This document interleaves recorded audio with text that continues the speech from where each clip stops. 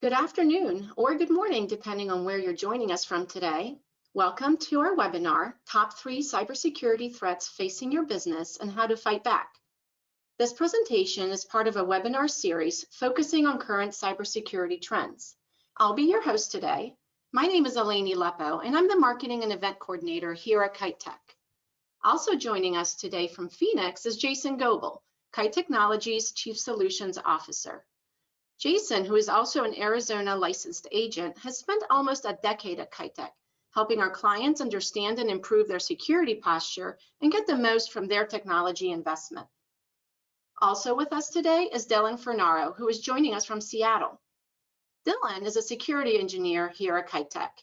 He manages our clients' security programs and consults with them on strategies for minimizing risk. Let's review the plan for today's presentation. We're going to get started with an overview of what today's threat landscape looks like and the trends that we are seeing. We'll then get more specific by discussing what the top threats are that you should be focusing on in 2020. Then we're going to jump into strategy and talk about what it is that you can do to better protect your business. We'll be sure to save some time at the end for your questions. For those of you joining us who are not current clients and may not be familiar with Kite Technology, we are a full-service IT and consulting firm. We provide comprehensive technology management to small and mid-sized businesses, helping them improve their business performance and operate more securely. Our services include infrastructure management, security and compliance, help desk support, cloud adoption strategies, and business consulting. We support organizations in many different industries, including independent insurance agencies, nonprofits, and other professional organizations. Kite has been around for more than 25 years, and today we are proud to support more than 3,000 end users across the United States. Last but not least, we're also actively involved in education, and you will often find our team presenting at national conferences, regional events, and webinars like the one you're attending today. So now it's time to turn it over to Jason, who's going to give us a better idea of what we're up against. Jason? Thanks, Eleni. So today's security challenges are a global problem. If you take a look at the cybersecurity real-time map that we're displaying by Kaspersky Labs, and this really drives the point home. What this map does is Kaspersky software in real time tracks the point of origin as well as the threat vector. So you can see this is going all over the place all the time. And that's because there's a lot of money at play. We're talking a $1.5 trillion economy and growing. One of the interesting things is that $160 billion of that comes from data trading, the buying and selling of stolen data on the black market. And this is all being driven by a sophisticated supply chain. This is a service architecture. For about $1,000, I can fund a year's worth of service and support. I can find guys to build me the malware. I can find guys to distribute the malware. I can even find guys to collect payments and provide me with any kind of technical support. So as far as the trends go, they're all climbing. Business is booming. It's a good day to be a bad guy. We're looking at a 280% increase in reported credential compromise. 49% of surveyed businesses have experienced malware infections. And all of these risks really boil down to pretty much 3 categories, which we'll be talking about today. Credential compromise, ransomware, and risks brought to the network by third-party vendors. So let's dive right in with threat number 1, credential compromise. So what does that mean? What does credential compromise mean? Well, specifically, we're talking about usernames and passwords. When they get exposed, when someone else has access, when we find them leaked on the dark web. Credential compromise tends to come in 2 flavors. First flavor, those are the companies that get hacked. We tend to call that a data breach. Not a whole lot you can do about it because it's not really your fault. If LinkedIn fails to do what they're supposed to do, MyFitnessPal, um, Equifax, nothing you can do. It just happens. The other flavor, we call this typically phishing, and that's the stuff you're tricked into giving away. We call it phishing because it's pretty random, just like throwing a line in a lake and hoping you pull something out. The bad guys will just blanket send these things to many people in the hopes that they'll get someone to respond. Usually that's delivered by email, and I'm sure you've all seen it. FedEx, PayPal, Office 365, and Gmail are big ones. Dropbox continues to be a big one as well. So the stats around credential compromise are pretty astronomical. The average number of logins that your typical business person is expected to manage is 191. Vendor websites, carrier websites, your LinkedIn profile, your password to log into your computer, to check your email. 191. Now, 61% of the people that we surveyed are using the same or a similar password everywhere. And 81% of all data breaches are directly related to credentials. So let's scale this problem out. Let's put it into perspective a bit. If you've seen our previous webinars about the dark web and credentials, you probably recognize this graphic. This is a giant iceberg that kind of scales it out. So we use about 4% of the web. That's going to be anything you can search on, anything you can type. www.facebook.com, going to google.com, searching for cat memes. All of those responses are searched and indexed. That's only 4% of the web. Beneath that, you've got the deep web, and this is content that Netflix may use. They've got lots of videos and shows, but you can't get to them directly. They're not indexed. They're not available publicly. You have to go another route. That's the deep web, and beneath that is the dark web, and that's the big scary place where everything is bought and sold and traded. So when you put that together, there's an awful lot of places for the bad guys to hide and conduct their business.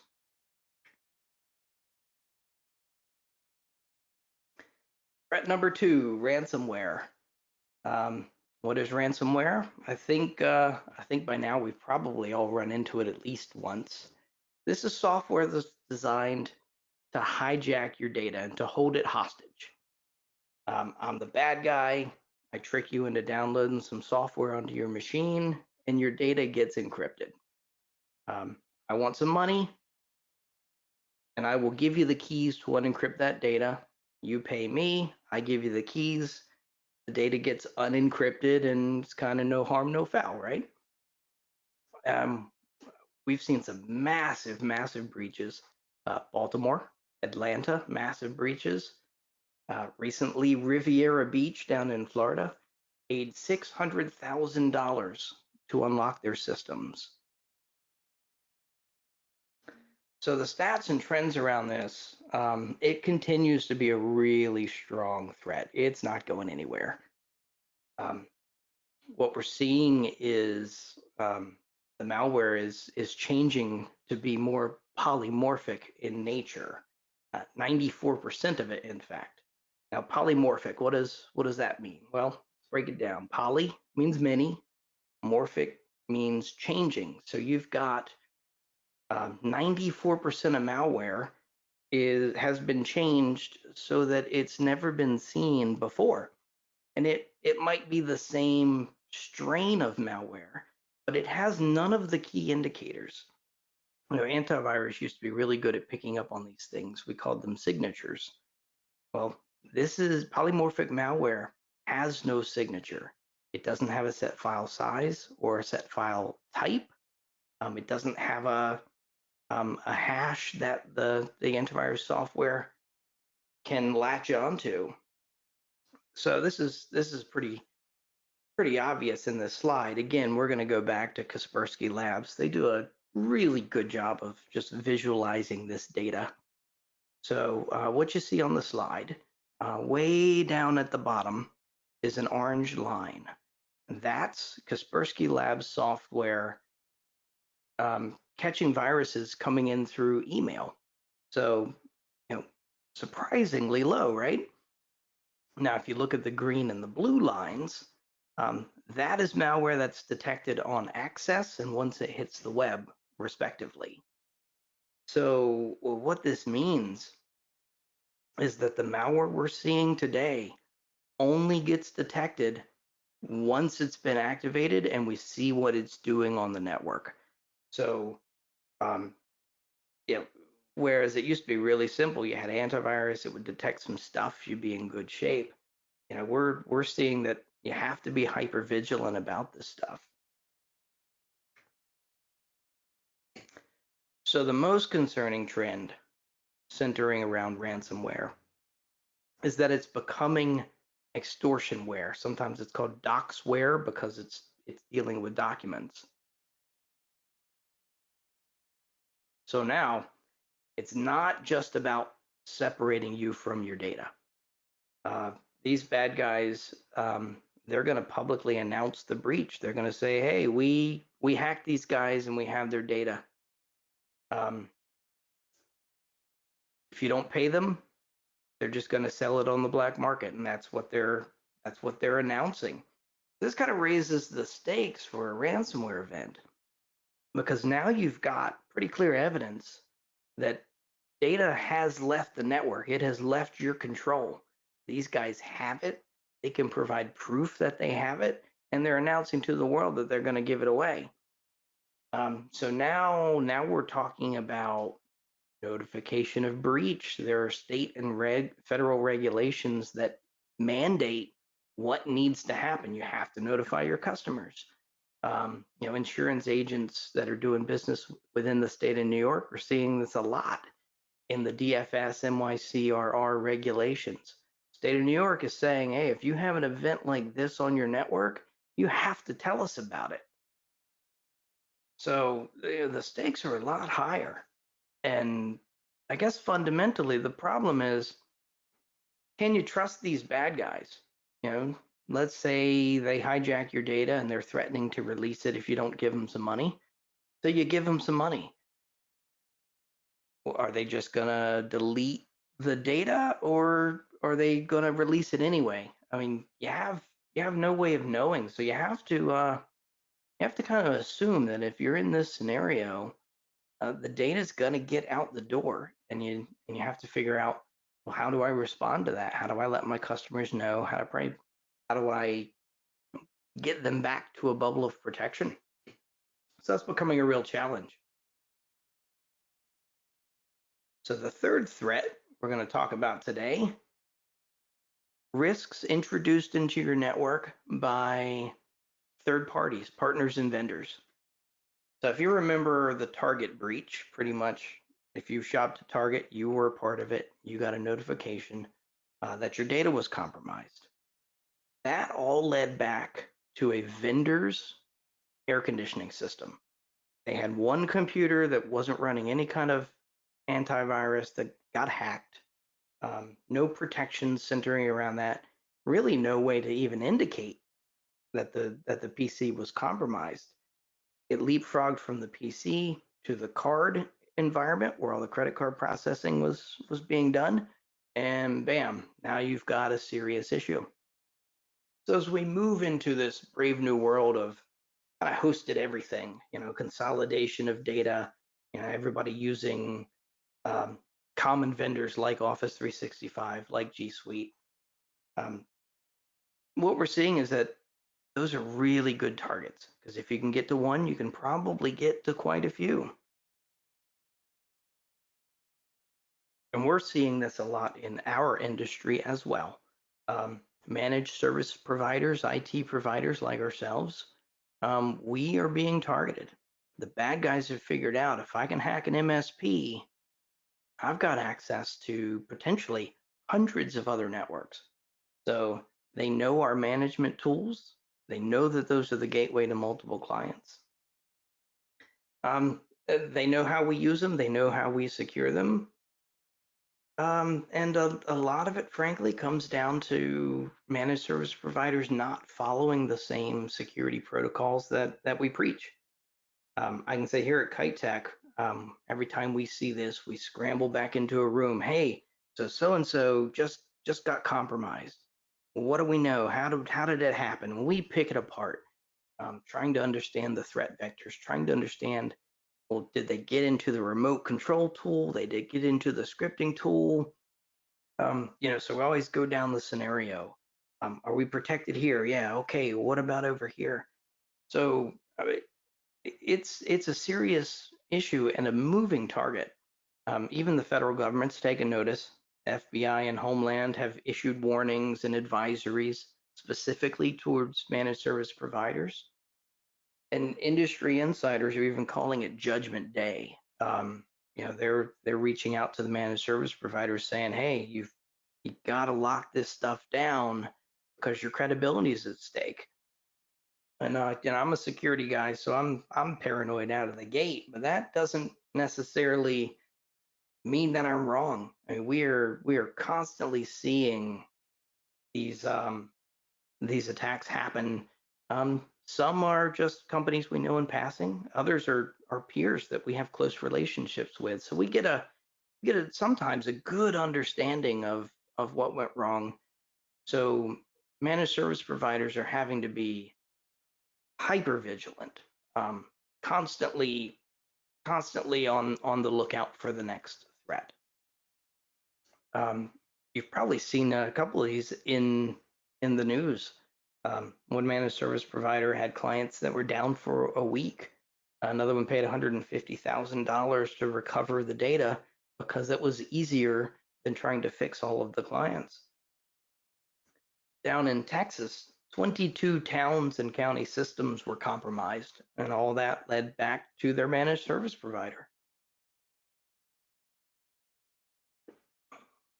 So far, it kind of sounds all doom and gloom, but it's really not.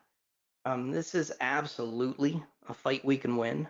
The tools and technologies for us to fight back have never been more powerful or more affordable. So now let's dive in and talk a little bit about those strategies for fighting back. To do that, I'm going to pass the mic over to Dillon Fornaro, who fights that good fight every day. He does it for us at Kite Tech as well as our clients. Dillon, what you got for us over there?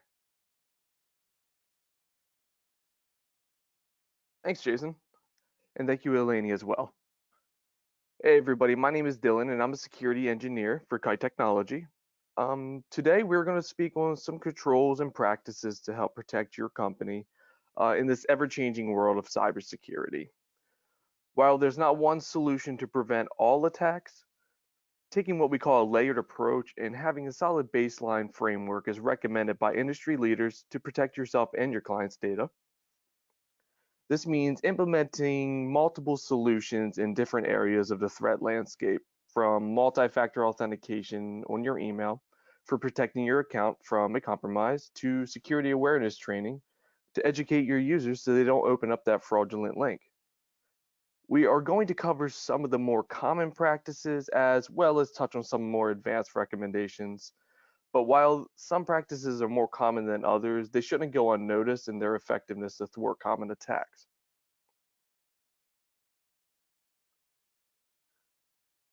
So the first thing we're going to talk about today is what we call the NIST Framework. Whether you're building a house or setting up a new security policy for your company, having a solid framework before diving in is extremely important and often overlooked. NIST, which stands for National Institute of Standards and Technology, is a government and industry-backed agency, and it's a part of the United States Department of Commerce. They provided some security framework for anyone looking to build their company's security policies and procedures for protecting their data. This framework contains industry standards and guidelines for how businesses can assess and improve their ability to prevent, detect, and respond to cyber attacks. Adopting a framework such as NIST puts a company in a healthy security position. By implementing recommended security controls and procedures, you also benefit from checking a lot of compliance regulation boxes that you may not have had before if you've chosen to build the policies without a guide. It is very important to understand that while this is not a one-size-fits-all framework, it can be molded and adopted to fit your business's needs. That is why having someone that understands how this framework can aid in increasing your security posture is crucial. Dylan, I got to tell you, I love the NIST cybersecurity framework. In my role here at Kite Tech, and I spend probably as much time, talking the shop with the security guys as I do talking to business owners and executives. So for me, the cybersecurity framework really gives a good common vernacular, a good common language, so that I can talk the talk with the security guys, but I also have the right words in the framework to help business owners really understand, what we're doing and where we're doing it, and what we're trying to achieve. And it becomes really portable. So when we have to bring in third parties like the state of New York and stuff like that, it all lines up and it's very easy to see and explain. And yeah, I can't say enough good things about NIST. You're exactly right. Without it, you could be going in blind, and having that baseline to go off of is extremely helpful and important.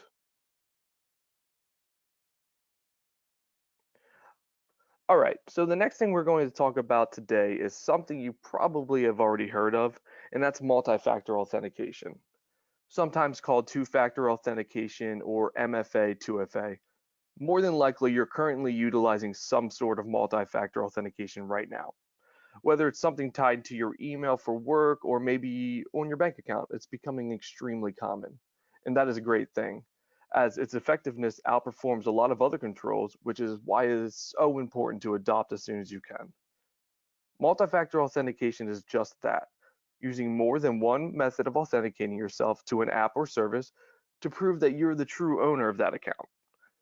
In the security industry, we define the ways of authentication as something you know, a password, something you have, a device with an authentication token, and something you are, like biometrics, fingerprints, iris scanners, stuff like that. Requiring at least two of these is important with today's threats being highly focused on credential compromise, and while having a strong password is still important, requiring multiple authentication methods is more crucial in today's environment with so many data breaches and credential compromise. Without that second factor, they're not going to get into your account very easily at all.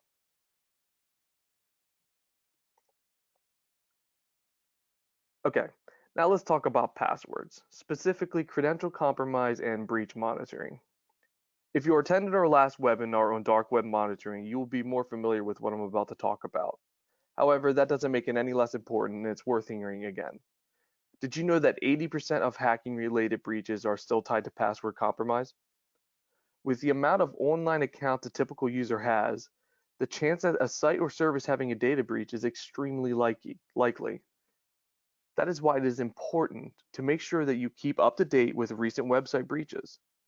There are multiple sources out there that you can sign up for to receive a notification of when a popular website has been breached, or even when your own credentials have been discovered on the web. These tools are a must in today's threat landscape.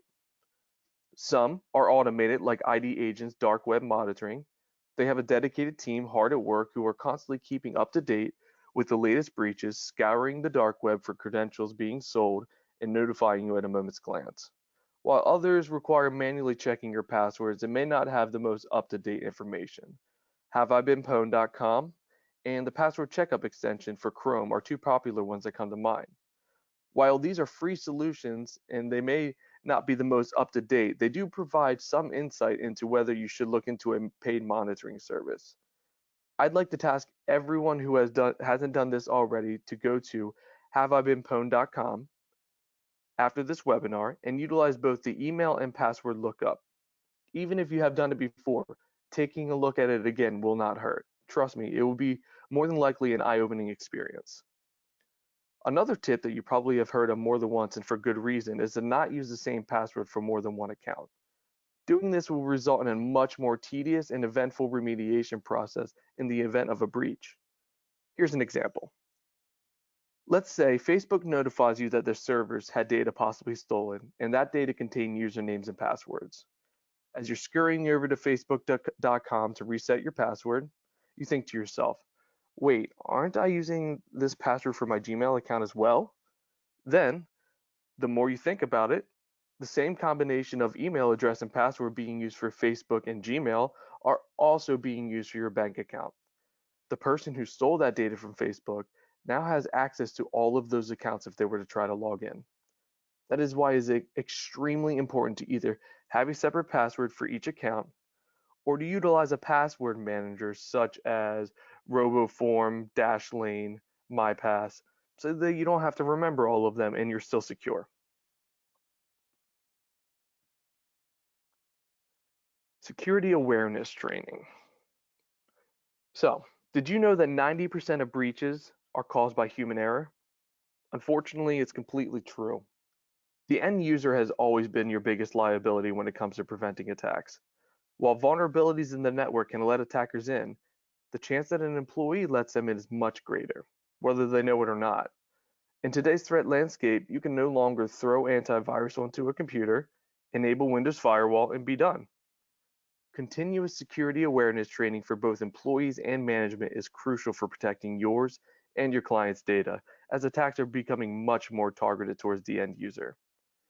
Security awareness training is super easy to implement. However, as easy it is to implement, it's just as easy to ignore. That is why you need to have a solid plan for monitoring your employees' progress, keeping up-to-date topics for the latest threats, and keeping your employees both engaged with the training and relevant to the work so they don't feel like they're wasting their time. Keep an eye out for our upcoming webinar on security awareness training to learn more about how we can keep our employees engaged in this topic and some best practices for implementing this type of program.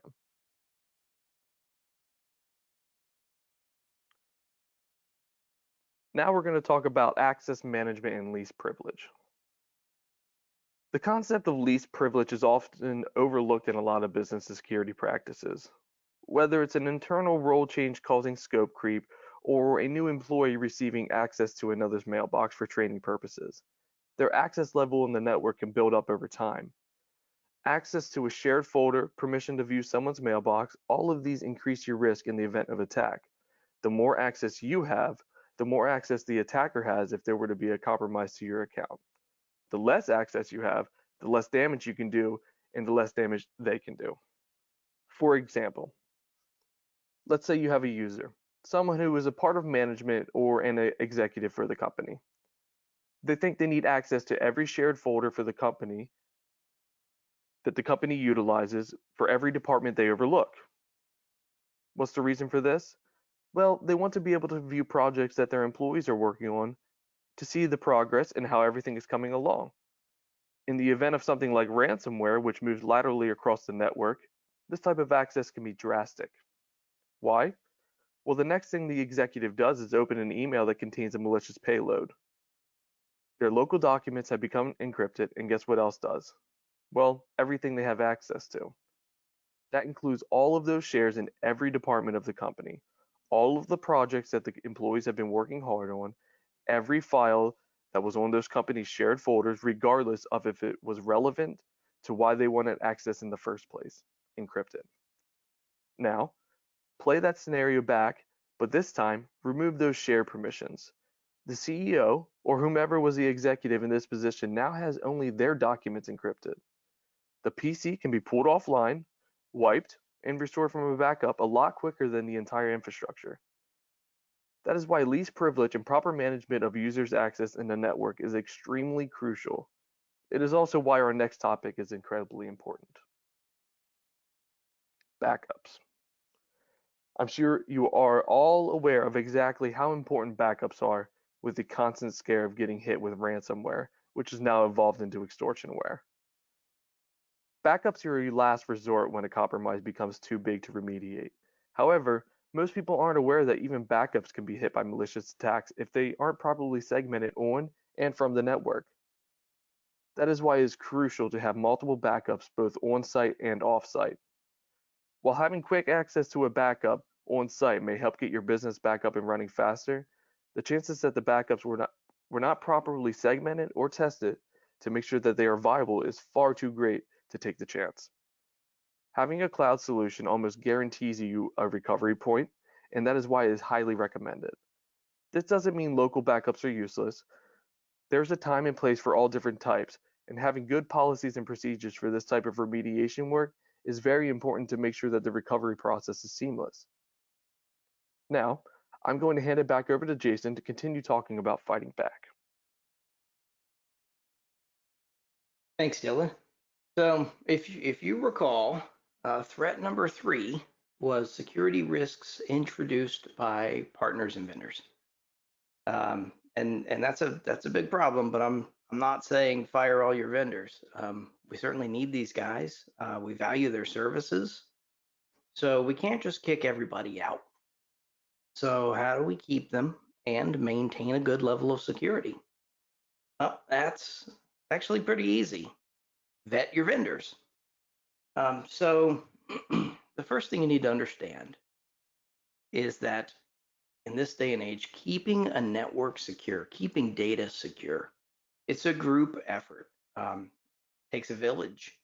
There are oftentimes we refer to what we call the shared responsibility model. And that kind of outlines, who's got responsibility for what, whose responsibility ends, whose begins.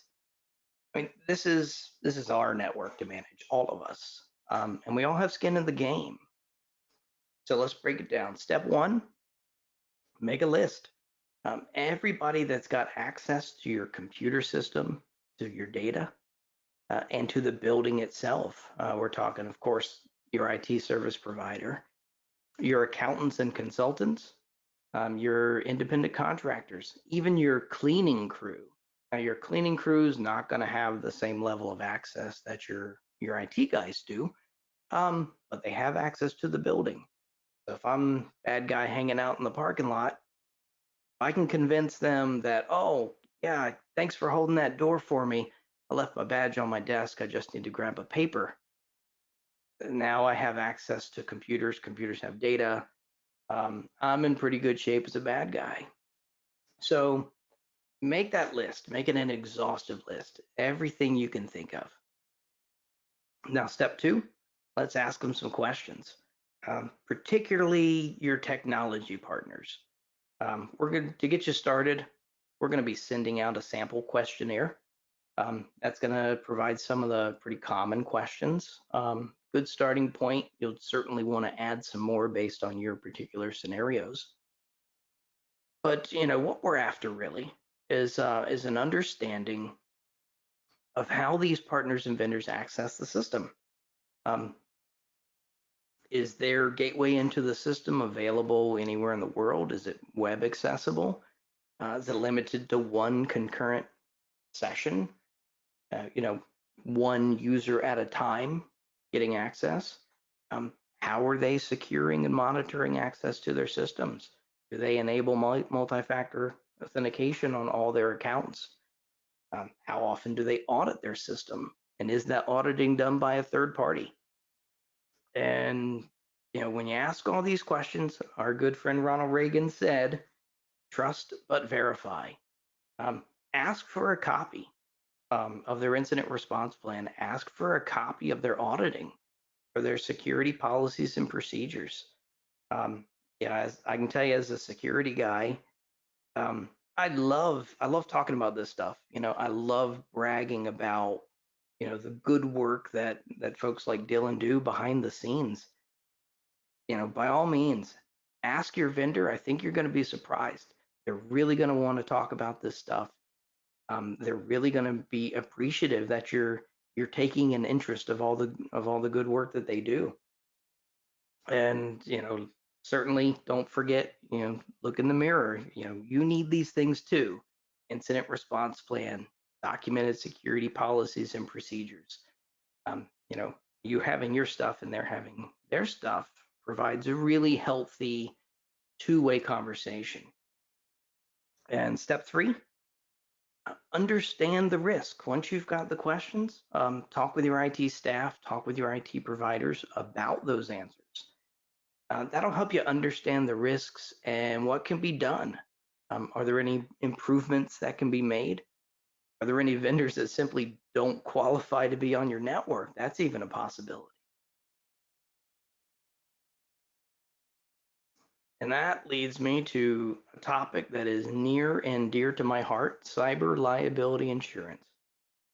When all of this stuff gets deployed, the backups and the MFA is all wonderful stuff, but at the end of the day, you need a cyber liability policy. Now, keep in mind, not all policies are created equally.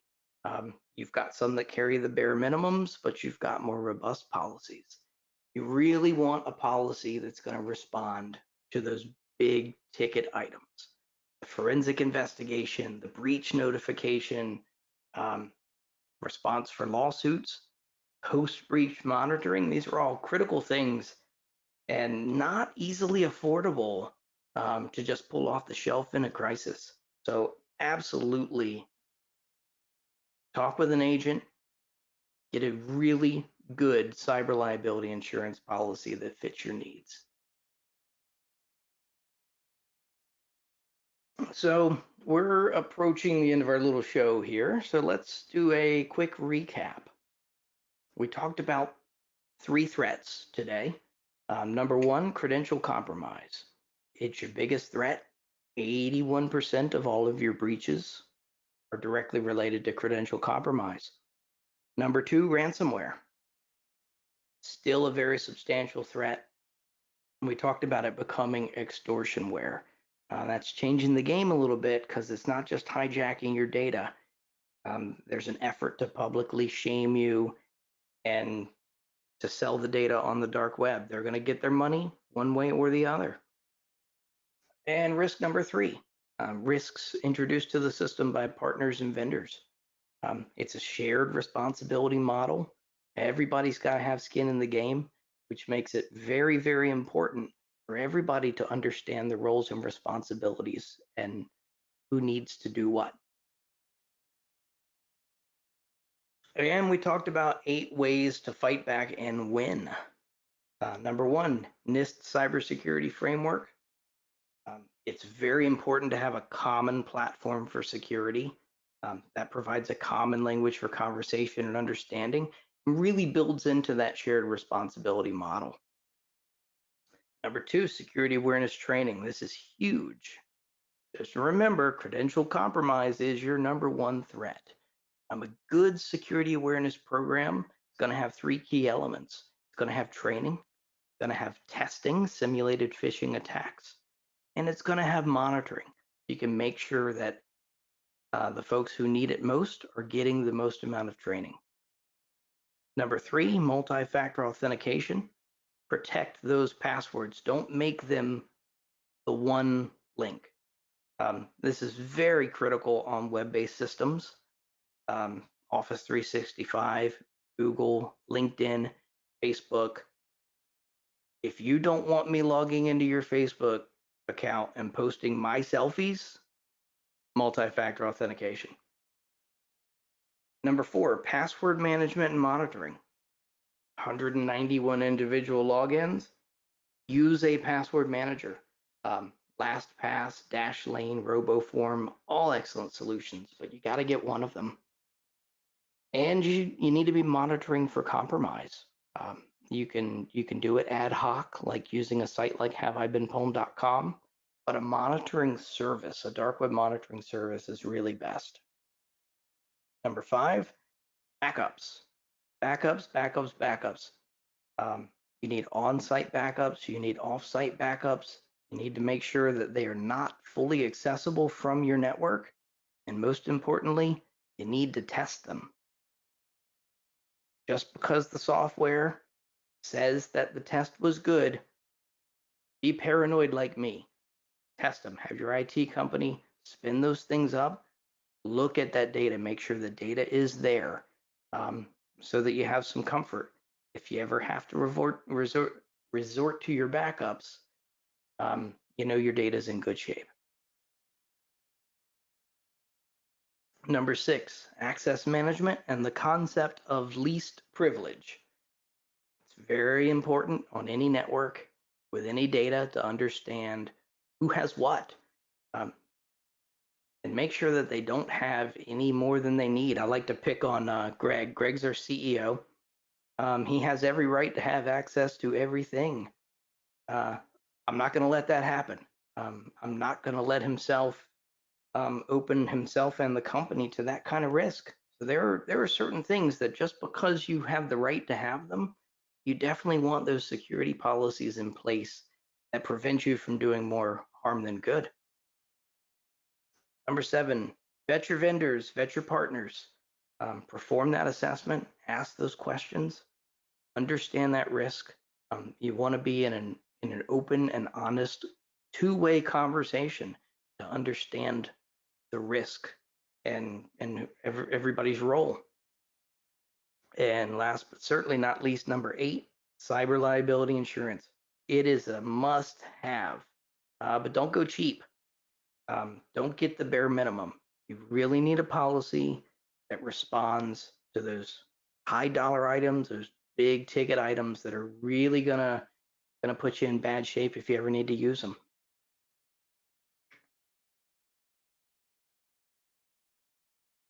All right.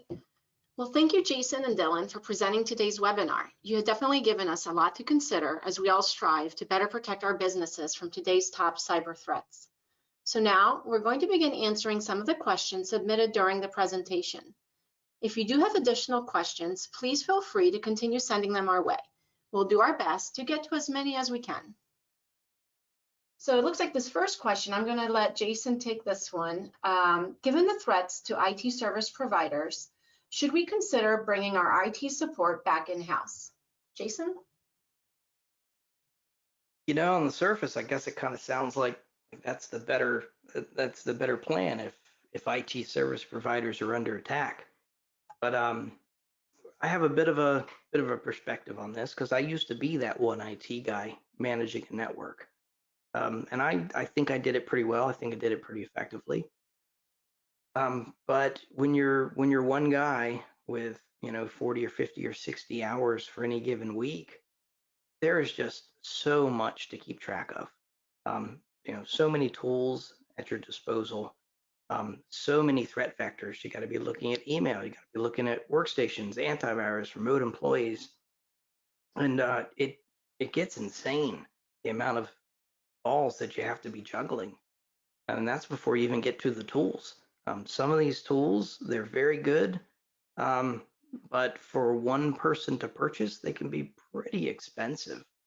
If you go through a managed services provider, you get access to trained professionals like Dillon, whose total job day in and day out is just keep the eye on that security ball. And a managed service provider, IT provider can take a really expensive tool and break that cost over a number of clients that make it really, really affordable. So these days, we're able to get Fortune 500 types of tools, enterprise types of tools, at a dollar amount that makes a lot of sense for a small business. So there are economies of scale working with IT guys and IT service providers that you just can't get being a one-man show or a two-man show. Thanks, Jason. All right, Dillon, I'm going to let you take this next question. And it's, I suspect you've heard about the Windows 10 vulnerability that the NSA exposed last week. If so, what are you advising companies to do about it? So the best thing that you can do is just to make sure all your systems are up to date, as Microsoft has released a security patch to fix this issue. Talking with your current IT provider may provide some insight into their policies and procedures when patching systems. You can also make sure your systems at home are up to date. Windows 10 is usually pretty good about this, but double checking that, automatic Windows updates is turned on for your home equipment can't hurt. All right, thanks, Dylan. The next question we have is, and I'll have Jason take this one. To what extent does HIPAA compliance protect against authorized data sharing from third-party vendors?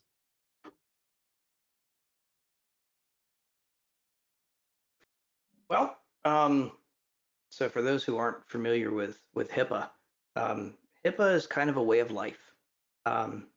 There are some technical safeguards. There's some very specific things from a security perspective that need to be happening on the network, but there's also a lot of management protocols. Making sure that your employees are trained and they understand that they are dealing with non-public information and what that looks like and what they can share and what they can't share. Of course, that gets a little more complex when you've got third-party vendors involved.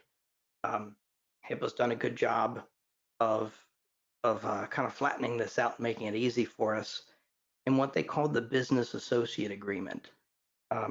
So, you've got a business, they have some HIPAA requirements. I'm an IT provider. We enter into what's called a business associate agreement. That basically says that I am going to treat their data with the level of care that they need. The roles and responsibilities are kind of fleshed out. There are very clear ground rules for what I can and cannot do when I'm accessing their data. So yeah, HIPAA's got a pretty good framework, and it can be used as a template and a guideline for how to interact with all your vendors. All right, great. Thanks, Jason. Actually, Jason, this question is for you as well. Someone asked, I'm curious how a licensed insurance agent found himself working in cybersecurity. I guess I'm a glutton for punishment. So I've been in the IT space here at Kite as a managed service provider for almost 10 years. But prior to that, 6 or 7 years I spent as an IT guy in an insurance agency. And prior to that, I had no insurance knowledge. I just thought it was a really good IT job. But once I got in the door, I was just fascinated with the concept of risk, how to prevent it, how to mitigate it, how to transfer it. And I just found so many similarities and synergies between what I did as an IT guy securing the network and what insurance agents and risk advisors did protecting businesses. And I just thought it was wonderful.